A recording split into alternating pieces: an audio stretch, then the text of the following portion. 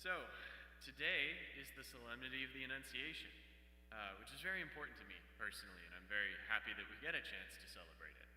And if you've been paying attention, you may have noticed that something strange is going on with the calendar today. We usually celebrate the Annunciation on March 25th, and that's easy to remember, right? Because it's exactly 9 months before Christmas.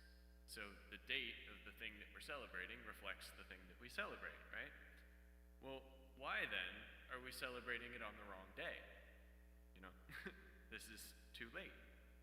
It happens this year that the Solemnity of the Annunciation is impeded by Monday of Holy Week. So we were supposed to do this 2 weeks ago today, but we don't celebrate really anything else during Holy Week. Those days supersede whatever else. And in fact, we skipped several feast days in these past 2 weeks of Holy Week and the Octave.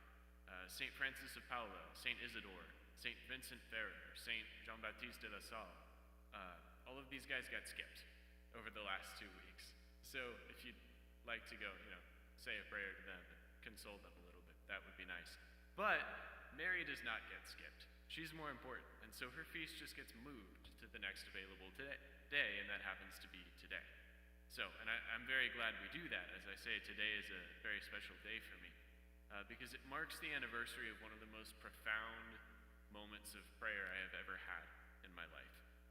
So 2 years ago, March 25th, we're celebrating an early morning Mass at the seminary, and I'm in the choir loft as usual, and we're doing most of the Mass in Gregorian chant, but at the offertory we have a special piece prepared. It's called the Ave Maria by Franz Biebel, and I know you're thinking, Ave Maria. No, not that. No. This is a very different Ave Maria. This is like a 7-part choral piece that's actually a musical setting of the Angelus, which is an ancient Catholic devotion. And I want to pause here for a moment, if I could just see hands. Who here, maybe you don't have it memorized, but you know what the Angelus is?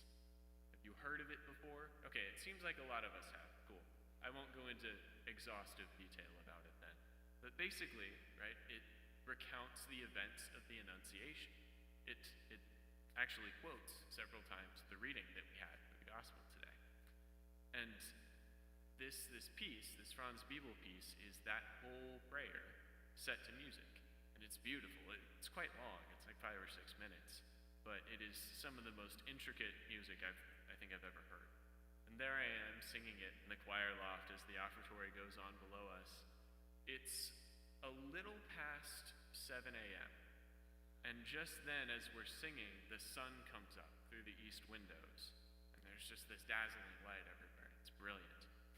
And I remember in that moment that often in paintings and other depictions of the Annunciation, in between Gabriel and Mary, you will see a vase, just an empty glass vase with rays of light going through it. This is something that artists do a lot. It's a very common symbol in that particular scene. And it shows how Mary perfectly receives Christ without distorting the light in any way, and how she's utterly intact as she does so. It's just her nature to be a perfect vessel for Christ. And in that moment, with the light breaking through the window in the chapel, I realized that the same opportunity was being extended to every person in that room, right there in that moment, to be a perfect vessel for Christ, to receive the light that was shining on us. And in that moment, everything made sense. Everything was beautiful. I don't know if you've ever had a moment of prayer like that, but I hope you have, or I hope you will someday. It really is just an incredible grace. It's a peak spiritual moment. Now, March 25th, 2022 is also memorable to me because after that beautiful Mass and that incredible moment of prayer, I went to the rector's office and was informed that one of my friends had been asked to leave seminary, and I should probably help him pack. It was definitely a change of mood for the day. And no, this guy, he didn't do anything scandalous. It was nothing like that. He just wasn't cutting it, and so they asked him to go. And it was a harsh reminder to me of what it means to say, let it be done to me according to thy word. That leads to beautiful moments like the light in the chapel, and it leads to hard moments like the friends leaving seminary just a few hours later. can I be docile? Can I be receptive to all of that, the way Mary was, in all the joys and her sorrows? And through her intercession, thankfully, I have been able, more or less, to weather some of those things as they come up in my life.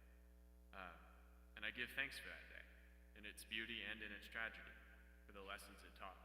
I see the hand of God in it all. So today, let yourself enjoy the beauty of this solemnity.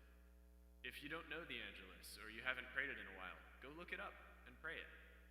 If you've never heard the Franz Biebel Ave Maria, please go listen to that. Oh my gosh.